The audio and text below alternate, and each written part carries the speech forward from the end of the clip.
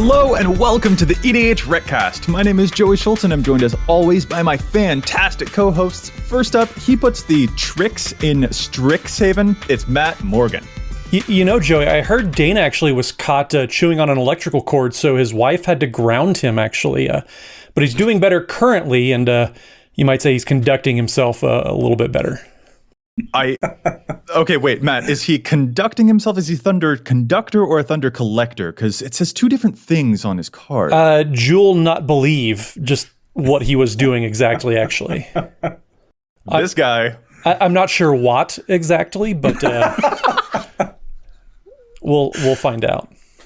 Okay. So that was incredible. Let's see how he's doing, Dana. Let's see if you can follow that up. Anyway, he puts the strict in Strixhaven. It's Dana Roach. How you doing, bud? And can you follow up all of Matt's amazing dad jokes or no? I cannot follow that up. He was on fire. He brought the heat there, so there's nothing I can do when that kind of joke inferno erupts. I will say this: by the time this show airs, I will have gotten to actually play in-person EDH with a couple of friends who have also been vaccinated for the first time in over a year. So I'm just really excited about that. So yay for in-person Commander once again for the first time in a long time. That's really heartwarming. Yeah. I'm glad to hear that, man. Yeah, Dan, I'm glad that you had that outlet to play some Commander, man. No, Matt, you're that was terrific. But no, I get it. Okay. You're pretty shocked at how well these puns are coming. I get it. Let's just I gotta do my intro, man. Oh, man. Take it easy. Anyway, this is the EDHRECast. EDHREC is the best deck building resource on the web for the Commander format, compiling data from deck lists all over the internet to provide helpful recommendations for new Commander decks. And here on the podcast, what we like to do is give all that data a little more context. Dana, I'm going to pass this off to you because who even knows what Matt's up to right now with all those dad jokes over there? What are we talking about on this week's episode? We are going to be looking at targeted creature removal. We're going to be doing some reviewing of removal. Yeah, removal's just such a huge thing. It's so important in games of EDH because there's going to be something that your opponents are up to that you've got to deal with and get it off of the battlefield in some way. But the choice of which removal spells you ought to use in your deck compared to all of the different ones that are out there can get a little bit complicated. So we're going to talk about our experiences with some of these removal spells, their popularity, and whether we think that some are better than the others. It should be a whole bunch of fun. Of course, before we get to our main topic, we do want to pause really, really quickly and thank the folks at the Command Zone podcast. They handle all of the post-production work on our podcast here, making it look as awesome as it does. So thank you all so much. And of course, we have to thank our sponsors for the show too. The EDHRECast is sponsored by Card Kingdom and TCG Player. Let's say, just to choose a random example, you need to buy 3 copies of our Chaomancer's map for different decks. Card Kingdom will have them in stock and they will ship them to you on the first day it's legal to do so. Similarly, let's say you just now realize that the Ozolith is really good in your Athreos deck. After 6 months of playing it, you can go on to TCG Player and find a cheap copy of the Ozolith and get it sent to your house in time to go play those in-person Commander games. Just go to EDHREC and click on the card in question, choose the vendor link down below.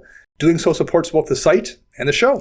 Now, say you're feeling really amped up and you want to support the show directly. You can do so over at patreon.com/EDHRECast. We have Patreon tiers of all sorts of levels, whether you want to join the dad group chat that we have going on over there in our Discord for all of our patrons. You can do that. There's all sorts of real bad puns, and you might say it really sparked something in me to want to do this intro. Also, if you want to see all these awesome dad jokes a day early, you can do so over at patreon.com/EDHRECast. There's tiers of all sorts of different levels for whatever you're looking to do. And we even have a very special tier where we shout out a very special patron every single week. So Brandon Mathis, thank you so much. This shout out comes at no charge to you. So we do want to say thank you so much for the support. No charge. Thank you thank you, Brandon. And I'm sorry that I'm not more composed, but Matt, you are killing me this episode. You know, sometimes my jokes are pretty positive. Sometimes they're negative. Sometimes they're neutral. Help. Wow. Well, let me just say, if you would like to see us play some Commander on Spell Table, you can find us every Wednesday night on twitch.tv/EDHRECast.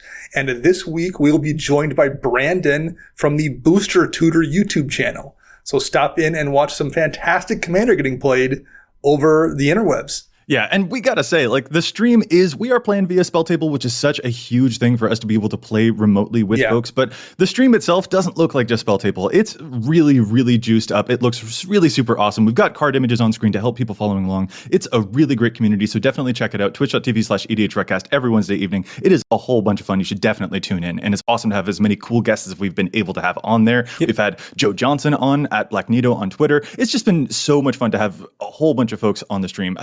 I know that we're just like plugging our own stuff here, but it's a really good time and it looks awesome as well. The games are really fun. The guests, the stream is just a conduit to hang out with some really great people. Dang it. So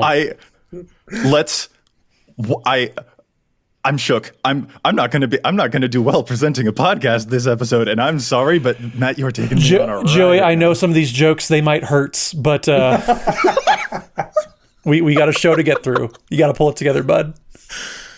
I'm gonna try. Let's get to our let's get to our main topic now. We're talking about pinpoint removal. Specifically, we're going to be talking about single target removal that can get rid of creatures, because that is one of the more important types of things that we'll need to be able to deal with in a Commander game.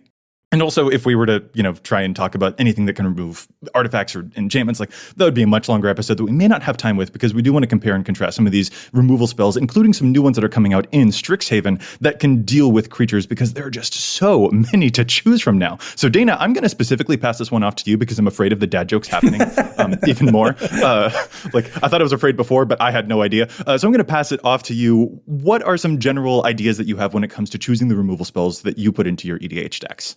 So when I'm looking at removal spells, there's three kind of axes I'm looking for. I want them to be efficient, so I want them to cost as little as possible. I want them to be unconditional, so I want them to have as few restrictions on when they work. And I want them to be multi-purpose if at all possible. So I want them to hit creatures and other things ideally. So the more of those three axes they hit and hit hard and meet as many criteria as possible, the better I like the spell. So those are the three things. In looking at the list, I had never really kind of quantified that before until I examined the list that we have of spells here. But those are the things I've kind of put together that make me want to run a spell. It has to rate fairly well in all three of those categories, if at all possible. All right. I can totally dig that. Matt, do you have similar feelings? I mean, obviously, I don't think about it in that many categories, but the big thing is, if you want to win a game, you first have to not lose that game. So sometimes you have to defuse a situation, and get some removal, take care of a problem commander, a problem creature. So you do have to have some sort of removal just to make sure that you're not losing the game. And so finding ways to take care of that and incorporate that into your deck, it's absolutely vital. Yeah. That was masterful. I'm floored. I'm really trying. I'm really trying to be here. I'm trying to be present, but Matt just keeps on taking me out of it. This is so good. I mean, that was excellent. Thank you. I appreciate it.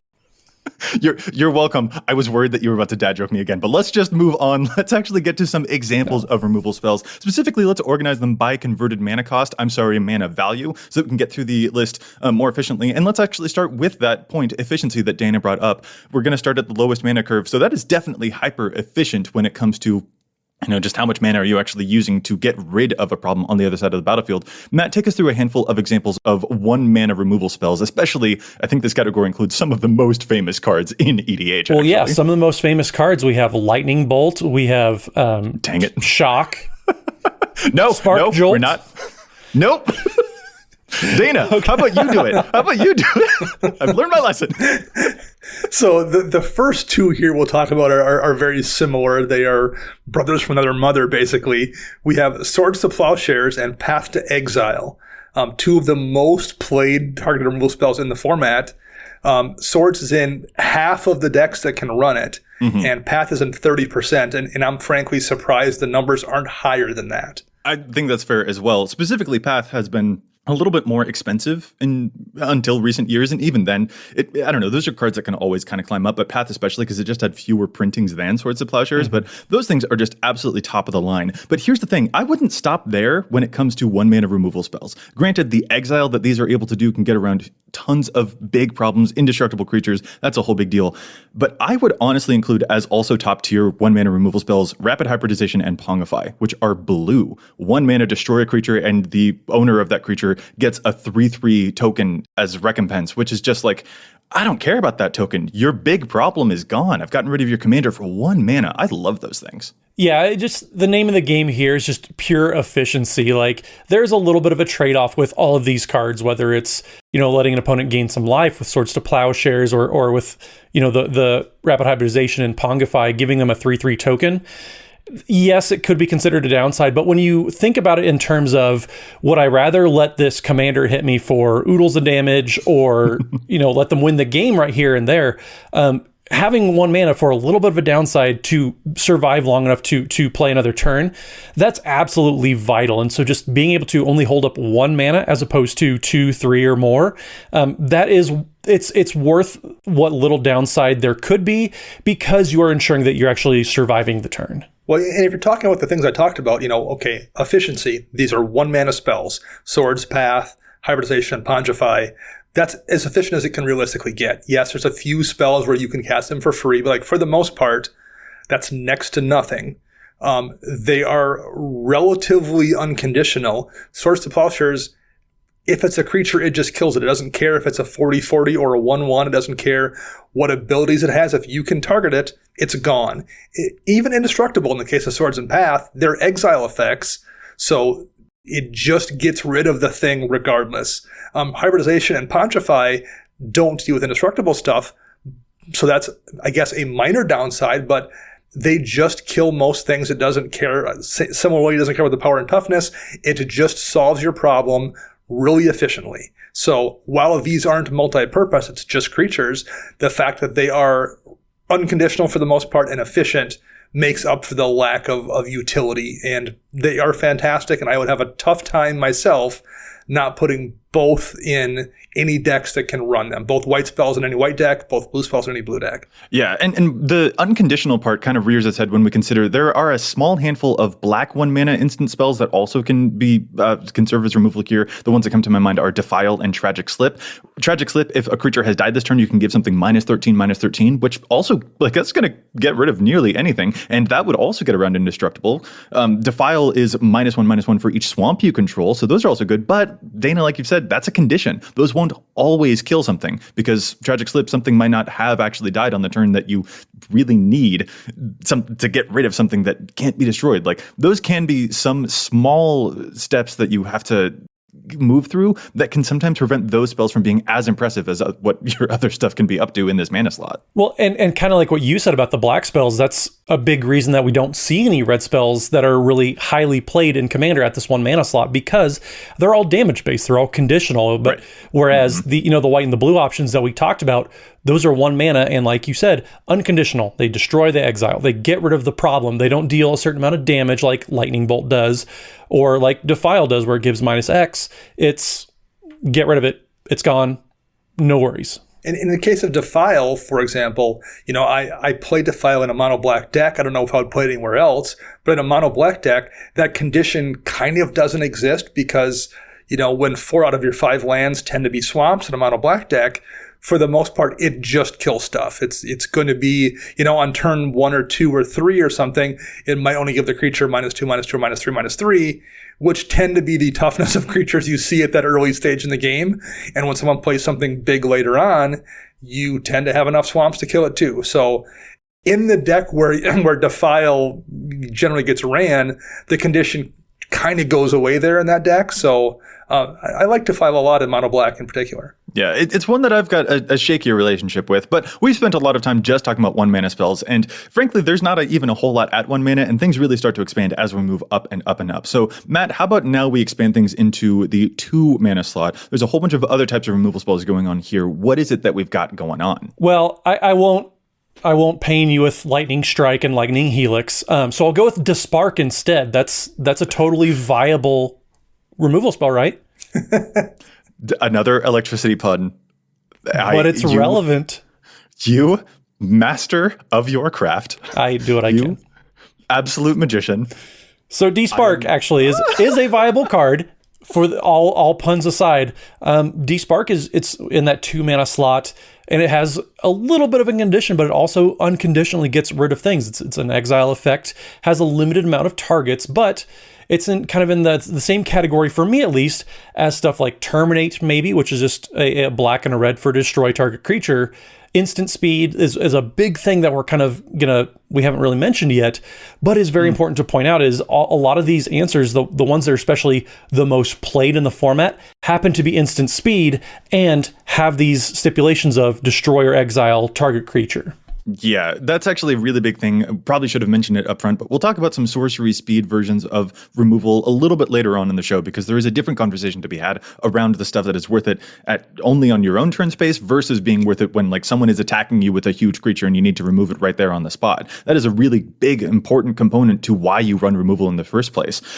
So you mentioned a couple of really cool ones there, Matt. A personal favorite of mine is Assassin's Trophy, which gets rid of like nearly anything you want and also gives the person a land back, but who even that's fine. I don't want you to have the big Sphinx over there that's coming my way. I need to get rid of it. So that one's really excellent. But speaking a bit more budget friendly, there's also stuff like Go for the Throat, which can destroy any non-artifact creature. That said, that one is also a little bit conditional. So I'm wondering how you guys feel about stuff like Go for the Throat compared to, and here's where I really get happy, the card Reality Shift, which can exile a creature and then that creature's controller manifests the top card of the library as a 2/2 on the battlefield. It almost never is a creature that they can flip over.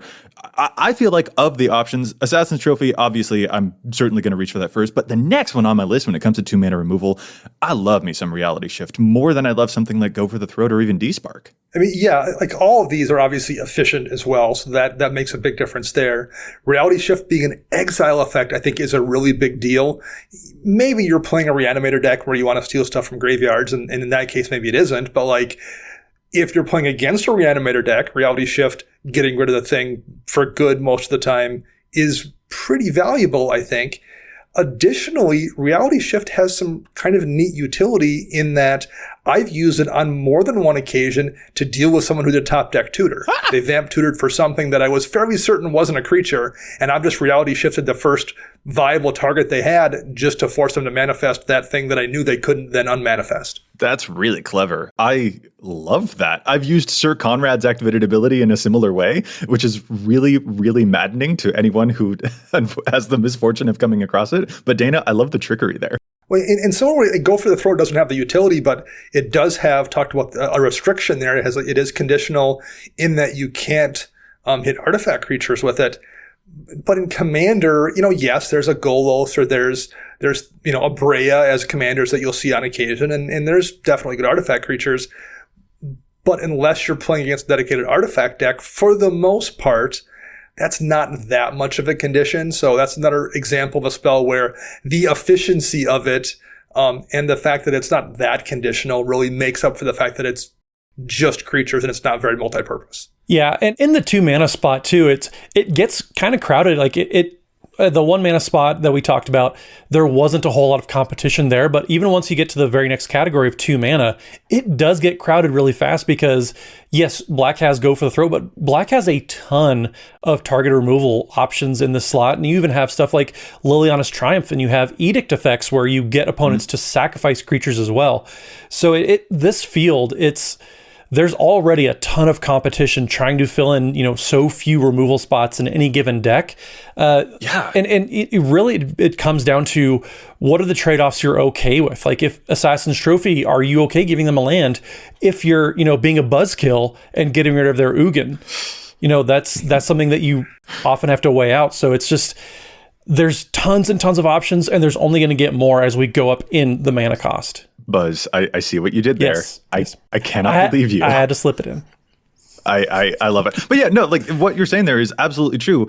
Even if you're just playing an Azorius deck, for the sake of example, just talking about the 1 mana and 2 mana removal spots, we've already discussed Swords to Plowshares, Path to Exile, Rapid Hybridization, Pongify, and Reality Shift. If you're following a formula of playing 5 single target removal effects, those are your 5. And there are still other ones that you could be playing too. Like, this gets really crowded really, really fast. So let's just keep on visiting whatever's in the crowd. Let's move to the 3 mana portion. This is where things really get a lot bigger, because now things expand to not just hitting creatures, but also more often than not being able to hit other types of permanents as well, at least a little bit more commonly. Dana, what are some of your favorite 3 mana removal spells and why? So here's where you're sacrificing efficiency for things that tend to be unconditional and tend to be multi-purpose. So the 2 that jump out at me when I think of 3 mana removal are Beast Within and the color shifted version Generous Gift. They just solve the problem. Like, it doesn't matter what the thing is, they make it go away, and you wind up giving them some 3/3 creature that they represent with the dice, and then forget about it until the board wipe happens. Like, the downside there is really, really minimal in Commander, and the upside is huge since they just solve your problems. So when we get to the 3 mana slot, those are the things that tend to jump to my mind as just being kind of the ultimate Swiss Army knife for solving your problem. Yeah, any given deck only has so much bandwidth in its deck. Like, you really have to find out, like... Keep going, you're fine. I'm just letting you have your moment of enjoyment. I'm just having a conniption over here. It's okay. I've never heard this many dad jokes in one setting. You're welcome. You're welcome. But anyway, like I was saying, you only have so much space in a deck. And so when you're considering these 3 mana spots, what are you trying to accomplish with them? Like, how versatile of an effect do you need to be? Like, you have, the white-black and the green-black versions in Mortify and Putrefy, which are like, Sherlock Holmes and Dr. Watson, but... no. That was a stretch. No. I'm sorry. No, Matthew Morgan. We're done. That was incredible. I'm sorry. I'm not good at this podcast right now, but dude, that's okay. So resetting my brain right now. Mortify and Putrefy. Yes, they go those hand are in good. hand. Yes, those are good, but like, Dana, I feel like you've already had a position before that between stuff like a removal spell we haven't even mentioned yet, Anguished Unmaking, which can exile anything you lose through life, but do you even care about that? Like, Anguished Unmaking, then all of the 1 mana white removal spells that we mentioned earlier, plus a thing like D-Spark. There's just so much happening in Orzhov that you've kind of made the case that, like, unless you're on a budget, something like Mortify may not even be like the thing that you have room for anymore, right? Yeah, I mean, it's still in 27,000 decks. And Putrefy is also in 27,000. So, like, those are very popular cards. But particularly in those color combinations, there's a lot of options and a lot of things fighting for those positions. Cards we've just covered, like you mentioned it, Joey, when you've already added Swords and Path to your deck and Generous Gift, then you're like, okay, well, D-Spark's pretty good too, and do I even have room for Mortify at that point? It gets really tight here, and in the 3 mana slot, like I said, you better solve a whole bunch of problems, or I'm going to have a tough time finding a room for you in my deck at this point. And Anguish Unmaking, again, like Beast Within or Generous Gift, solves all of your problems. Chaos Warp, another one we haven't talked about in red. Yes, there's some downside. Someone can flip a Perforos after you hit their Perforos, which is something that just happened to us on stream fairly recently. But most of the time they don't, though. Most of the time they hit a land, in which case it's, basically like an Assassin's Trophy, or they just whiff and hit an instant or sorcery that doesn't do them any good. Mm-hmm.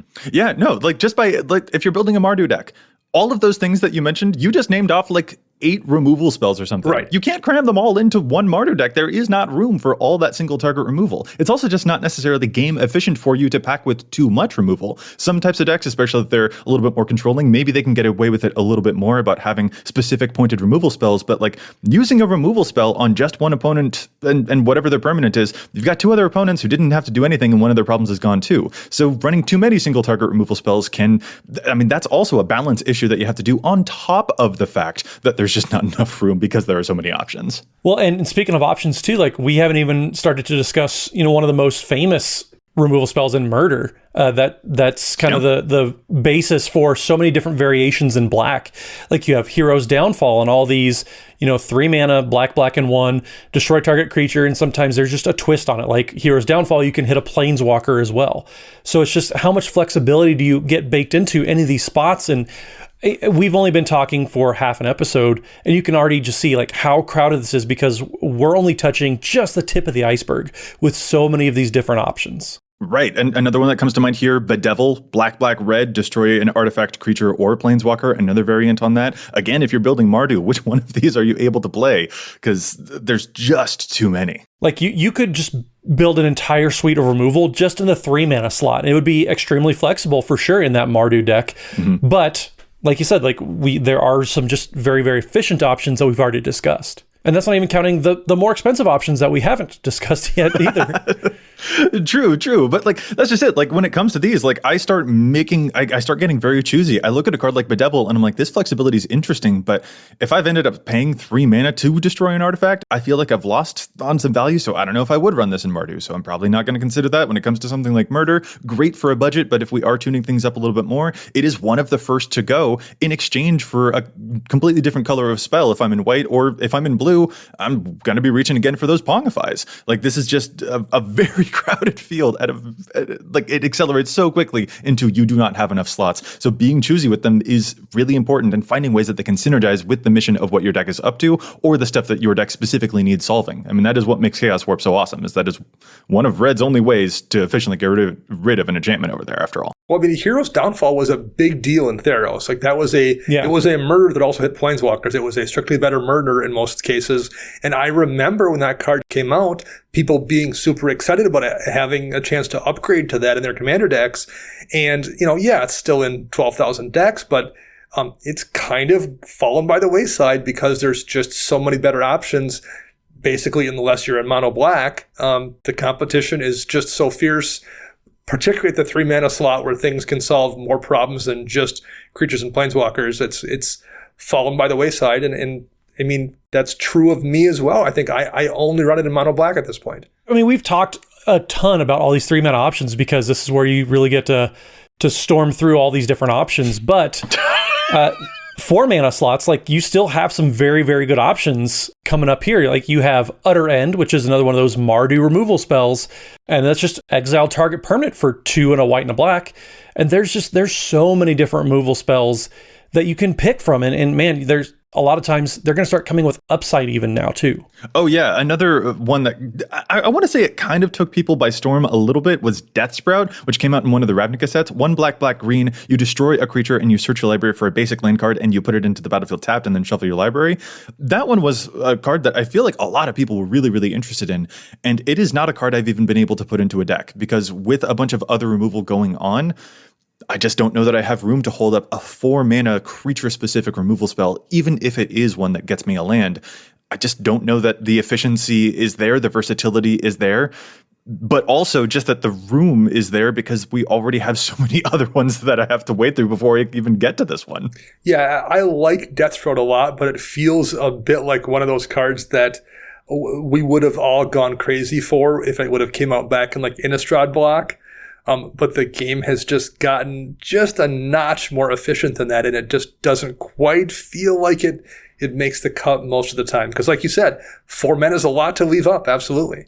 4 mana, to me, feels like Wrath territory. It is literally the mana cost of Wrath of God, and there are plenty of other variants from Damnation to Day of Judgment that people can play at that mana cost. So when it comes to 4 mana removal, that's when I feel like I just shy away from it completely. I kind of just don't really care about Utter End as a result of that. Even if it is, I can get rid of anything there. Holding up 4 mana is really, really, really big difference than holding up 1 mana for a Path to Exile. Even if Path to Exile can only hit creatures. The comparison there, I know, maybe it feels a little bit apples and oranges to some folks. But again, we've already discussed 6 or 7 other specifically Orzhov removal spells to this point, and Utter End being 4 mana, which is either twice as much or 4 times as much mana as some of the other options that you could be playing. It just feels like a tough sell. I mean, if I have a play group that's playing a lot of planeswalkers or non-creature threats that we have to get rid of, I don't mind slipping in an Utter End every now and then. It's just being able to hit any non-land permanent, like that is just, it's so versatile that having one or two of these 3 and 4 mana, very expensive but very flexible removal options, I think that's just fine depending on your play group. If it's a very, very efficient and cutthroat, 4 mana may be a tough sell, like you said. But if I had to hold up 4 mana in order to not lose because Ugin the Spirit Dragon was played, I will gladly take that trade, because if I know it's coming, I can keep that Utter End around and then, get rid of that massive, massive game-ending threat. Well, the one thing I would say about that, using Utter End again as an example, is Utter End is probably the floor. If I'm going to run a 4-mana removal spell, it has to be as good as Utter End or better. If it's worse, it's just not something I'm going to consider. So I agree it's worth it in some situations, but it's the floor of what I would consider for a 4-mana removal spell, absolutely. Well, Dana, there is another 4-mana spell that I would consider another type of floor entirely, and that's Deadly Rollick, which is able to exile a creature and it's free to cast if you have your commander in play. That technically is 4 mana, so I feel like that's better than Utter End completely, right? Deadly Relic is one of those cool free spells we got in a commander deck. We get one of each color. For me personally, I don't run it, and it's not because it's not good. It's because the decks I have that have a black commander in them are decks where the commander isn't going to be out that often. Like, the commander is useful, but it's not a super important part of the deck.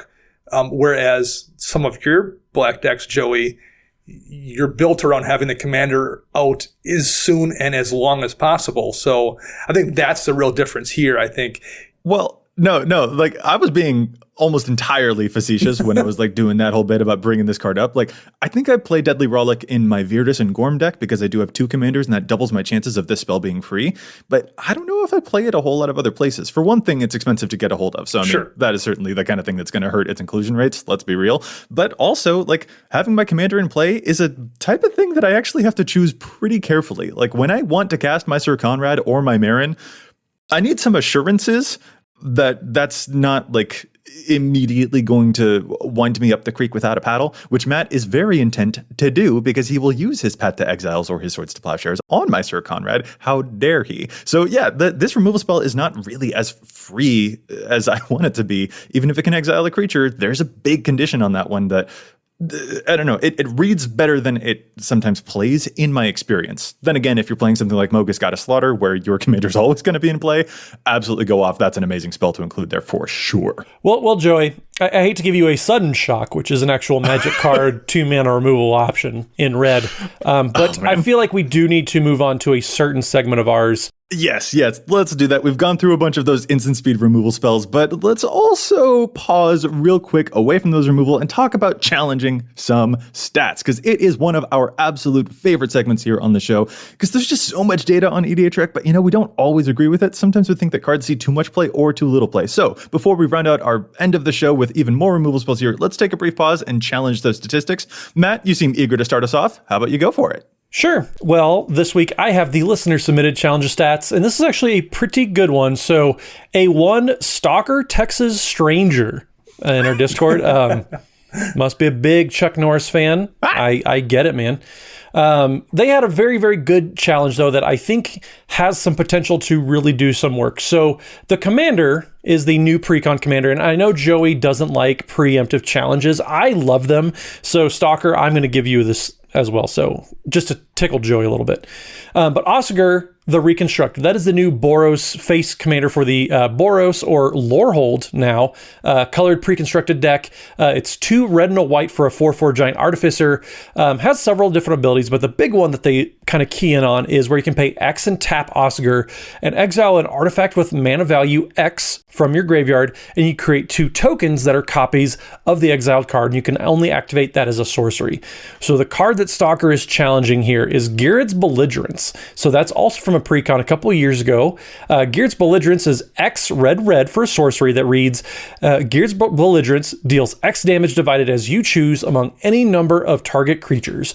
Whenever a creature dealt damage this way dies this turn, you then populate. So you have the chance to get several different populate triggers from Garrett's Belligerence if you're killing several different creatures.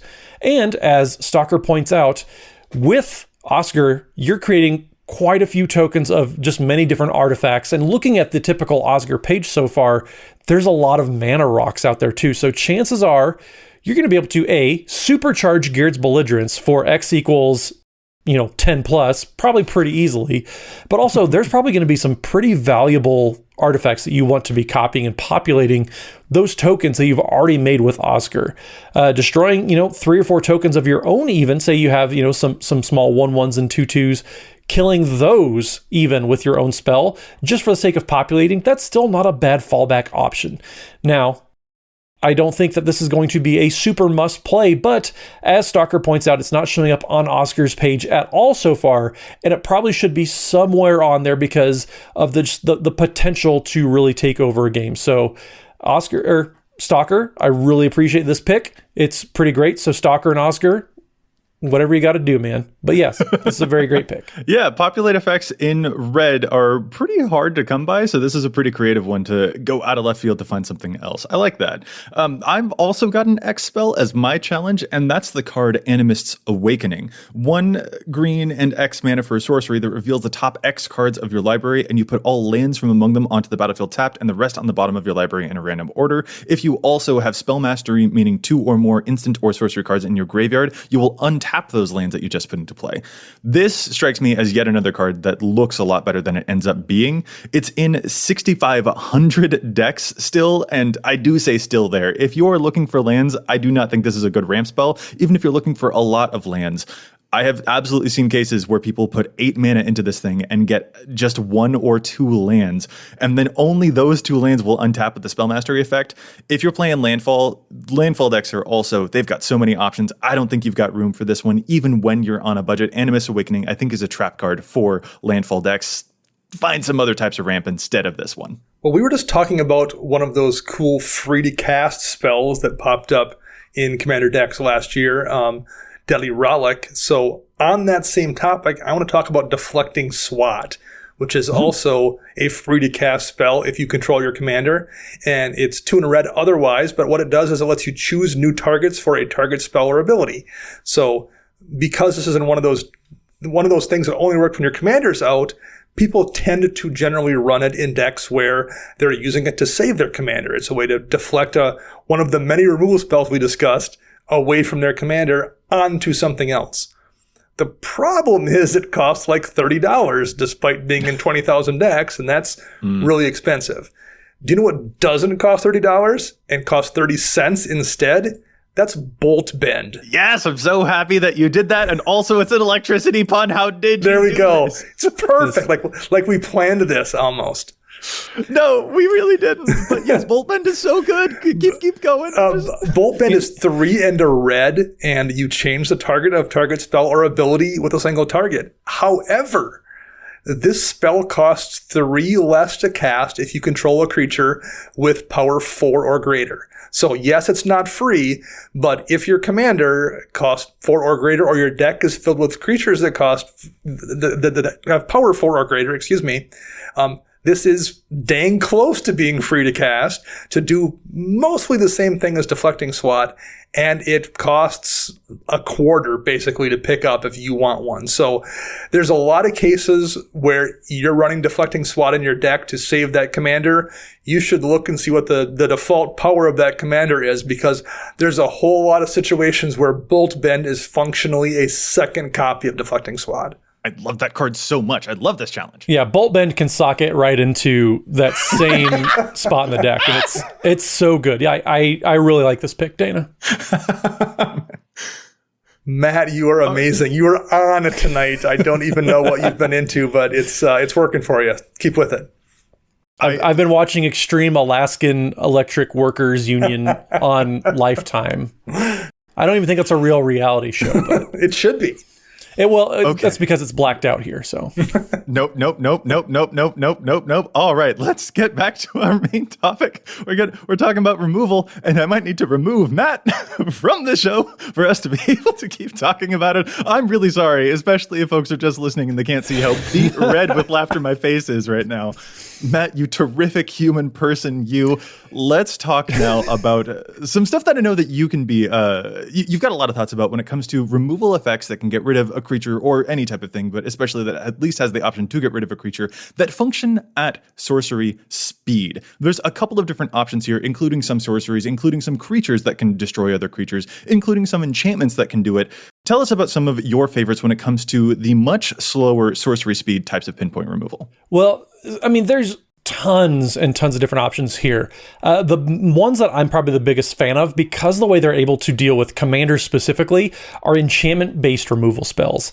Darksteel Mutation is just such a powerful card because if you have, a Sir Conrad on the battlefield or a Veil of the Nightclad or any of these other like just obnoxious commanders that just can take over a game, being able to not just get rid of them, put them back in the command zone, but keep them on the battlefield, only change what they're doing, can be so immensely powerful. Like Darksteel Mutation turning that Sir Conrad into a 0/1 little beat boop, scuttle bug, whatever it is. Yeah, I don't know what it's supposed to be. Or like Dana is a big fan of Lignify, turning it into an 0/4 tree. Sure, it's a decent blocker, but I would much rather give somebody a decent blocker than give them a tool that's going to take over the game that I have no other answer for. Yeah, what really makes these cards stand out is, like you said, Matt, they turn off the commander and they don't let the person recast it. And there are some situations, Swords of Plowshares is an amazing card, but we've all had those games where you're like, well, I can Swords this thing and it's going to be a problem again next turn. That's one of the nice things about these enchantments in particular. Unless someone has a sacrifice outlet many times, their commander is just no longer available for multiple turns unless they can find a way to remove that enchantment. And a couple of them even hit multiple targets. Song of the Dryads isn't just restricted to creatures. Imprison in the Moon can hit planeswalkers as well. Like, some of these also have some versatility. I'm a big fan of almost all of these enchantments that we've talked about in terms of removal. The fact that they're slow and you can only cast them as a sorcery is made up for by the fact that they can really deal with the problem long term in some cases. Or even like Kenrith's Transformation, even that cantrips out. Like, you draw another card. Yeah, that's huge. So if they have something, it is so much better to give your opponent a 3/3 that just kind of sits around, or even, it's die. It can die. Sometimes you have an indestructible threat. It's so hard to get rid of a lot of different things. So just changing aspects of the actual creature into whatever else, that is so invaluable that I think a lot of folks maybe underestimate in their own decks. But man, they're so great to have just in your arsenal of decks. Yeah, Kenrith's Transformation is showing up in 10,000 decks, and rightly so. It cantripping you is a little bit insane, especially because one of the things that green is supposed to be weak at, I know there are supposed to be weaknesses to green. It doesn't feel like it when you play Magic, but it is supposed to happen. Green is supposed to have difficulty getting rid of enemy creatures without directly fighting them. And Kenrith's Transformation is just like, you're an elk now, and also I'll draw a card. Because cool, like that can be absolutely backbreaking against when you position yourself right, and that can be just so effective. So, well, Joey, I don't know if you know this, Joey, but the thing that green is best at is taking something else, what another color of the color pie does, and fusing it into its own arsenal of tools. I knew it was going to happen. I'm just the conductor here. I'm not the one going out and seeking these puns. Oh my goodness. Okay, so we've talked a lot about different enchantment-based removal spells, but now I kind of want to take the temperature in the room on Oblivion Ring, which can exile a permanent, but if Oblivion Ring leaves, then that permanent would come back onto the battlefield. I feel like I do not like Oblivion Ring kind of at all. It shows up in 13,000 decks, and not one of those is mine, because when you use it on a commander, the players can just put the commander back into the command zone, and then they can play it again. So for 3 mana, sorcery speed to get rid of, granted there's versatility here, but like it still can be got back. Like, I don't know, when I look at a card like oubliette, one that Dana just found out how to say recently, like that shutting off a commander so specifically feels way better than any versatility that a card like Oblivion Ring would give me. Yeah, I think it's a good example of a card that's gotten edged out in recent years. Like I believe when I went back through when Generous Gift was released, Oblivion, the last Oblivion Ring I had in a deck came out for Generous Gift. I think it's just something that's been nudged out of decks by the Generous Gifts and the Council's judgments of the world. Yeah, being 3 mana and having all these other permanent exile effects that we've already talked about in the same colors, it is really hard to justify Oblivion Ring at this point. That said, it's the same argument kind of goes for Utter End as it does for Oblivion Ring. If there are a lot of non-creature threats that you need the flexibility for in your playgroups, then it's a fine inclusion. Banishing Light is the same type of thing. But yeah, the enchantment-based exile effects where they can get something back, you make sure you want to be, kind of choosy with what threats you're getting rid of. If it's something with an end of battlefield ability, probably want to just pass on that. I mean, that's another big knock against it too, let's be honest. So yeah, when it comes to removing creatures, I just don't feel like Oblivion Ring is what I'll reach for. And when it comes to removing artifacts or enchantments, which is a whole different topic, I again feel like Oblivion Ring isn't what I'm going to reach for as a result of that. And I would much rather rely on something else. So we just discussed a bunch of enchantments here, but there are also some sorcery effects that can get rid of stuff too. Vindicate is just a 3-mana Orzhov spell that can destroy a thing. Dreadbore is another classic one in Rakdos where you can destroy a creature or a planeswalker, but those are both sorceries. They do show up in fewer decks overall, sort of generally, than most of the stuff we've discussed so far. And I kind of want to get your guys' feeling about that, because I don't know, it's been a long time since I've seen a Vindicate or a Dreadbore in a game of EDH, and I'm wondering if that's how you guys feel too. Matt? Vindicate used to be like something that was just priced out of a lot of players' pockets. Like it was a very expensive card for a long time until it kind of got reprinted into a more affordable space. But I think because Vindicate specifically was so expensive, it kind of fell off the grid, as it were. And people just kind of forgot about it. And then also by the time it was pushed back into players' minds, Anguish Unmaking was already around, which is a instant speed version. And as the stats tell us, people are kind of okay with paying the 3 mana for instant speed flexibility as opposed to Vindicate. So I'm sorry. You snuck the grid in there. I did, yes. I'm glad that you're coming back to this. But I get it. Listeners can't see it, but I'm having a conniption. You were just flowing with the current of what I was talking about. I get it. Oh my God. But no, that's a good point. Vindicate was one of those spells that was kind of a holy grail thing. I remember, when I first started playing Commander, it was a card that was priced out of picking up. It was, $20+. And man, that's a really good card to run in an Orzhov deck, but I can't afford it. And like you said, Matt, the price came down. And as the price came down, we also got Anguish Unmaking, and we got D-Spark, and we had Generous Gift, and we've just picked up a couple other ones in this newest set that we'll talk about in a few minutes.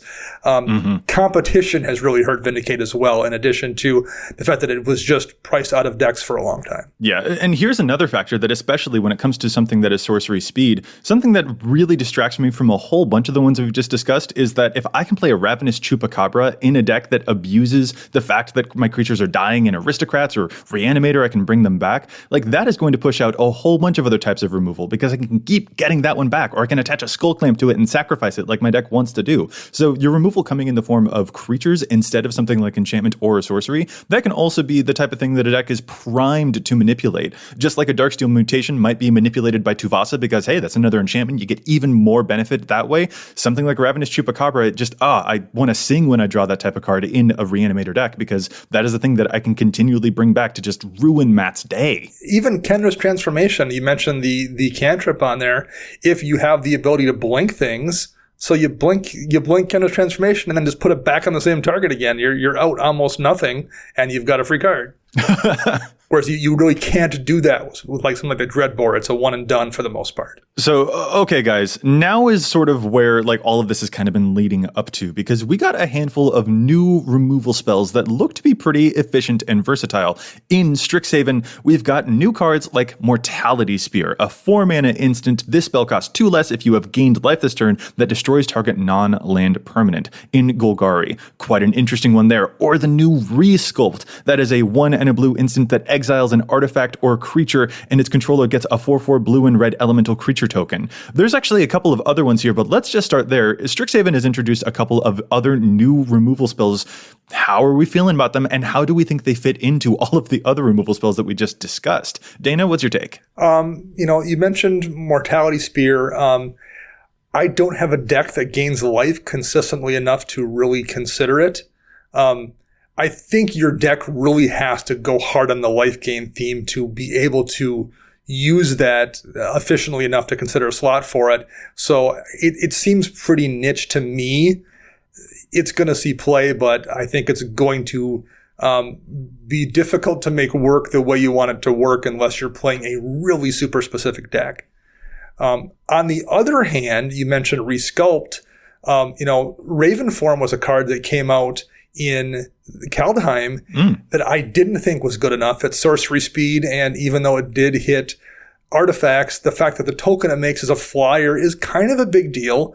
A token you're getting someone with evasion is more concerning to me than one without, even if the one without is bigger. And in the case of Resculpt, yes, it's a 4/4, but it's just a dumb vanilla 4/4 that isn't a danger to your planeswalkers. It's not going to get swords put on it and sneak over the top to deal damage to you with that Blackblade Reforged or something.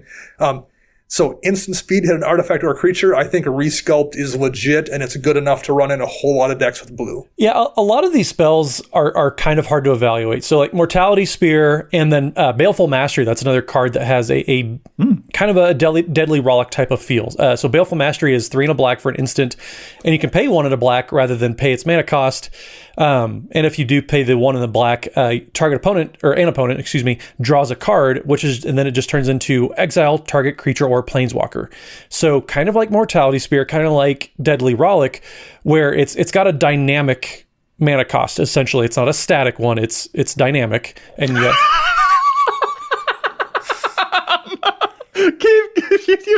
I chose these cards specifically to slip that one in on you. Wow. So. Tickled him. Someone send help. Joey's just shocked at how good I am at this.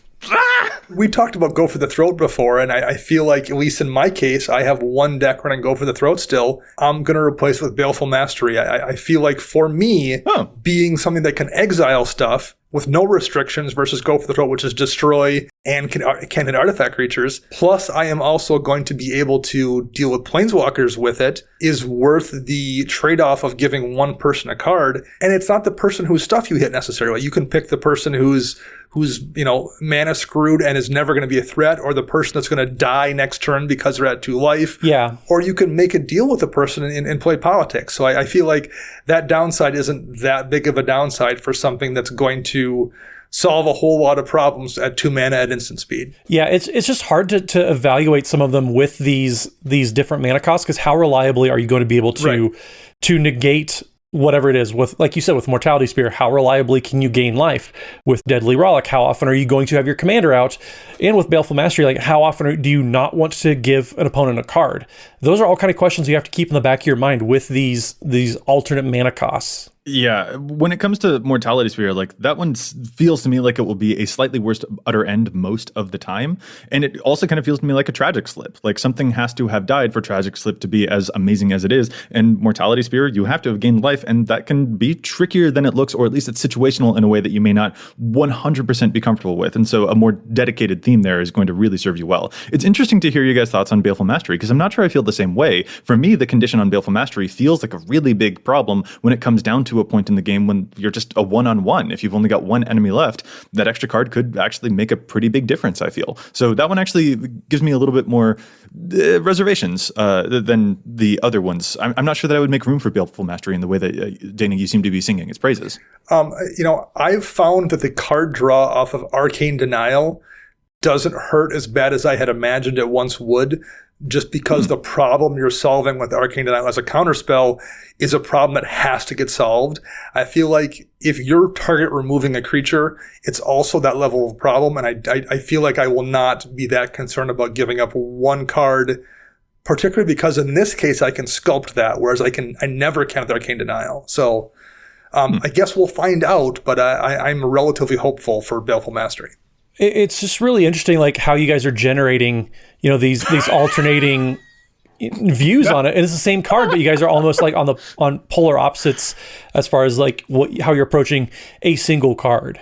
So, listeners out there, we have an announcement to make. We are considering openings for a new member of the EDHRECast to replace Matt Morgan. He will no longer be with. I am insulated against that type of charge. Dang sir. it! Okay, so I am the nucleus of this podcast. This is no longer even an EDHREC based podcast. This is just Joey is losing his mind podcast. Okay, so there's one more removal spell from. Dang it! There's one more. I can't even get through the sentence. There is one more removal spell from Strixhaven that we haven't even addressed, and I feel like I know why. Vanishing Verse is a white and a black for an instant that exiles target mono-colored permanent. I feel like all of us, like noticing it, even in the show notes, it was the last one that we wanted to talk about because it feels like maybe we're not super impressed with this one. What do you guys think? Dana, I'm going to hand it to you because I'm afraid of Matt right now. I think Vanishing Verse is a decent card, but I think it's probably going to see more play in competitive areas where they're going to be removing things like Carpet of Flowers that cost a single green, or your Explorations or your Mystic Remora kind of spells that get out of hand in terms of their generation. I think in more casual circles, you just see a lot of multicolored stuff, and I don't know if it's quite as good at the game I play as it is maybe in the competitive sphere. Fracture is also one that costs the exact same thing. It's a white and a black for an instant.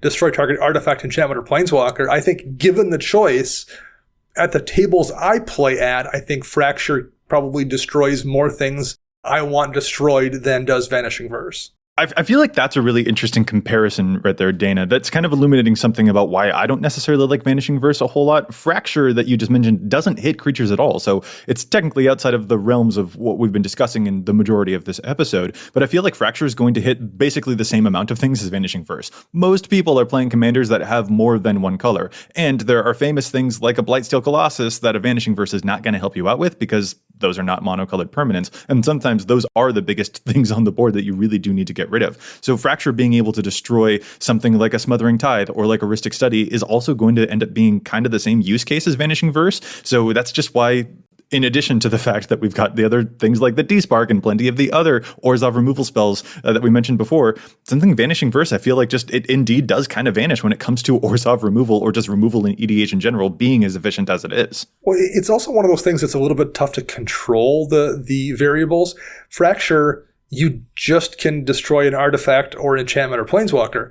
Like, you're going to see those creature types or those card types, in decks you play. Vanishing Verse, you're just going to get weird situations where, like, you sat down and you happen to play against 2 5-color decks and a 3-color deck, and you're just not going to see many targets that, let alone ones you want gone. So for me, I also don't like that kind of feeling that I might have this removal spell that's just going to not really work based on blind luck. So I guess then Dana and Joey too, because you're here, you're quite the dynamo. Would you give Strixhaven's contributions in the removal department? Would you give them a thumbs up or a thumbs down when it comes to, something that you're going to consider when building your commander decks? For me, I'm really impressed by Resculpt. And I'm not sure that I'm super impressed by the rest. Mortality Spear also catches my interest, but only in the right deck and not as a generally useful thing. But Resculpt feels to me like the winner of all of them. And also, Matt, you're an absolute treasure. That was slick, and I hate you for it. Well, I'll take that. All right. Dana, your thoughts? Please save me. Thumbs up for me. I agree with you, Joey. Resculpt is going to be a card that is going to be looking for a home in almost any deck I play that has access to blue. So I think definitely thumbs up there. I think Baleful Mastery and Fracture are cards I liked maybe a little more than you did. I have decks where I'm going to try them, and I would imagine they'll stick around. And there's one more card that's like not necessarily target removal, but Culling Ritual is a removal spell. It's kind of more of a sweeper, but in the black-green area that I also like a lot. So it's not really part of this group, but it's a Strixhaven removal spell. finding 4 removal spells in one set seems pretty unique to me. So I think they've really knocked it out of the park here with ones that I think are good enough for me to want to run, let alone ones that Mortality Spear is probably going to be great in a couple of life gain decks as well. So like there's also that level of card here that I think is that even if I'm not going to play it, that's still pretty deep in terms of how many good removal spells there are in one set. Yeah, that's fair. I'm more impressed by Mortality Spear than I was by Death Sprout. So yeah.